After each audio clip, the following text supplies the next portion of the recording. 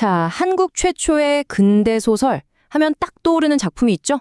바로 이광수의 무정입니다. 이게 그냥 단순한 연애 소설이라고 생각하시면 좀 곤란해요. 사실은 말이죠. 격동의 시대를 살았던 한 나라의 고민과 정체성이 이 안에 아주 고스란히 담겨 있거든요.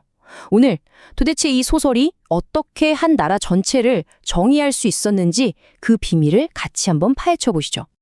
아니, 근데 좀 이상하지 않으세요? 어떻게 한 남자와 두 여자의 개인적인 사랑 이야기가 민족 전체의 운명을 이야기하는 그런 거대한 상징이 될 수 있었을까요? 바로 이 놀라운 질문이 무정의 심장부를 꿰뚫는 열쇠가 됩니다. 이야기의 중심에는 당시 독자들을 그야말로 열광시킨 아주 혁명적인 삼각관계가 있습니다. 그런데 이게 그냥 막장 드라마 같은 사랑 싸움이 아니었어요. 바로 한 시대의 거대한 충돌이 이 세 사람의 관계 속에 전부 담겨 있었던 거죠. 소설의 핵심 갈등은 바로 이 두 여성의 극명한 대비에서 시작됩니다. 자, 한쪽에는 과거의 전통과 희생을 상징하는 인물, 박영채가 있고요. 그리고 그 정반대편에는 교육받은 신여성으로 진보와 미래를 대표하는 김선영이 서 있습니다. 과거냐, 미래냐. 소설은 이 두 인물을 통해서 시대의 질문을 아주 정면으로 던지고 있는 겁니다. 바로 이 인물, 김선영이 당시 근대성의 얼굴이었던 셈이죠.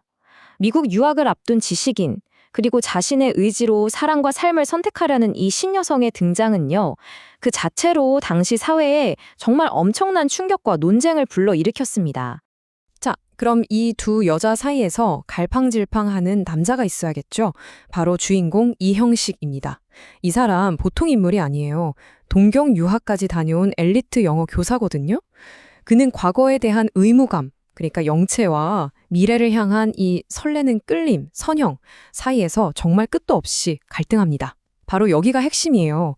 이형식이라는 한 개인의 고뇌가 사실은 전통과 근대라는 그 거대한 파도 사이에서 길을 잃어버린 식민지 조선의 정체성 위기, 바로 그거였다는 거죠. 자, 그럼 이제 개인의 이야기에서 한 발짝 물러나서 이 소설에 그토록 강력한 힘을 부여했던 그 시대, 그 풍경 속으로 한번 들어가 보겠습니다. 화면 속 이곳이 바로 1917년의 경성, 지금의 서울입니다. 낡은 기와지붕하고 서양식 석조 건물이 좀 어색하게 공존하는 모습이 보이시나요? 도시는 그리고 나라는 이처럼 거대한 변화의 문턱 바로 앞에 서 있었습니다. 당시 사회는 말 그대로 격동의 소용돌이 한가운데 있었어요. 일본을 통해서 서구 사상이 폭포수처럼 쏟아져 들어왔고요. 수백 년을 지탱해온 유교적 가치관과 개인의 자유라는 새로운 생각이 정면으로 꽝 하고 부딪혔죠. 이런 혼돈 속에서 지식인들은 계몽, 그러니까 교육만이 우리 민족이 나아갈 길이다, 이렇게 굳게 믿었습니다. 문학사적으로 봐도 무정은 정말 거대한 분기점이었습니다. 이전까지 한글 문학은 한문으로 쓰인 고전이거나 아니면 근대로 넘어오는 과도기적 형태인 신소설 정도에 머물러 있었거든요. 하지만 무정은 서구적 소설의 형식을 완성하고 인물의 내면을 깊이 파고든 한국 최초의 완전한 근대 소설이었던 겁니다. 그렇다면 무정은 구체적으로 어떤 점에서 이렇게까지 획기적이었을까요? 그 탄생의 순간을 조금 더 자세히 들여다보겠습니다. 우리가 꼭 기억해야 할 해, 바로 1917년입니다. 바로 이 해에 한국 문학사상 최초의 본격적인 근대 장편 소설이 탄생하게 됩니다.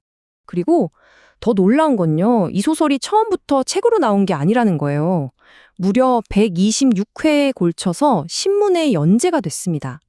이건 그냥 소설 하나가 나온 게 아니라 매일 아침 전 국민을 들썩이게 만든 거대한 미디어 이벤트였던 겁니다. 반응은 그야말로 폭발적이었습니다. 독자들은 다음 회를 애타게 기다렸고요. 등장인물들의 선택을 두고 신문 지명과 거리에서 정말 격렬한 토론을 벌였습니다. 소설 하나가 사람들을 광장으로 불러내서 토론하게 만든 한국 최초의 문학적 공론장이 탄생한 그런 역사적인 순간이었던 거죠. 하지만 무정이 진짜 근대적이라고 불리는 가장 중요한 이유는 바로 심리적 사실주의 때문입니다. 이전 소설들이 그래서 무슨 일이 일어났는데에 집중했다면 무정은 한국 문학사상 처음으로 그때 그 인물은 대체 뭘 느꼈을까에 초점을 맞춘 거예요. 질투, 욕망, 죄책감 같은 이 복잡한 내면을 통해서 개인의 마음이 시대의 현실과 어떻게 얽혀 있는지를 보여준 최초의 소설이었던 것이죠. 자, 그럼 마지막으로 100년도 더 지난 지금 이 소설이 우리에게 남긴 유산은 과연 무엇인지 그 현대적인 의미를 한번 짚어보겠습니다. 무정이 남긴 유산은 크게 세 가지로 요약해 볼 수 있어요. 첫째, 이후 모든 한국 근대 소설의 원형, 그러니까 청사진을 만들었다는 점.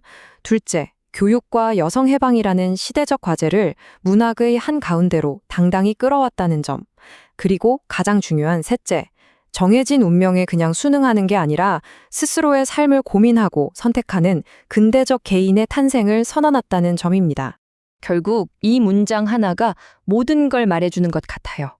인물들의 갈등은 단순한 삼각관계를 넘어서 전통과 근대, 그리고 과거와 미래가 충돌하는 시대적 상징이었던 것이죠.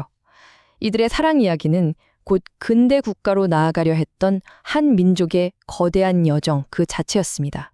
무정은 거대한 전환기에 놓인 한 국가의 목소리를 부여한 소설이었습니다. 그렇다면 오늘날 이렇게나 빠르게 변하는 우리 시대를 정의하고 또 우리의 목소리를 담아내는 이야기는 과연 무엇일까요?